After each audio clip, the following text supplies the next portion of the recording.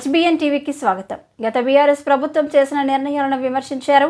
రంగారెడ్డి జిల్లా మొగిలిగిద్ద ప్రభుత్వ పాఠశాల వార్షికోత్సవం సందర్భంగా జరిగిన సభలో సీఎం మాట్లాడుతూ తెలంగాణను అప్పుల గడ్డకెక్కించినట్లు ధ్వజమెత్తారు.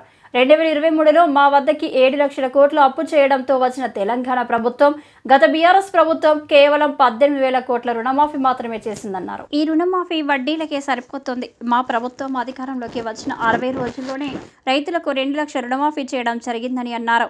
సినిమా డైలాగులు వద్దు, కేసీఆర్ అసెంబ్లీకి వస్తే లెక్కలు చెబుదామని అనుకుంటే ఆయన ఫామ్ హౌస్లో ఉండి సోది మాట్లాడడం కాదు. నిజంగా నీకు గట్టిగా కొట్టే దమ్ముంటే అసెంబ్లీకి వచ్చి రైతులకు ఎన్ని రుణమాఫీలు చేశామో అసెంబ్లీ ముందు వివరంగా చెప్పాలని అన్నారు. కేసీఆర్కు చిత్తశుద్ధి ఉంటే అసెంబ్లీకి వచ్చి మాట్లాడాలి.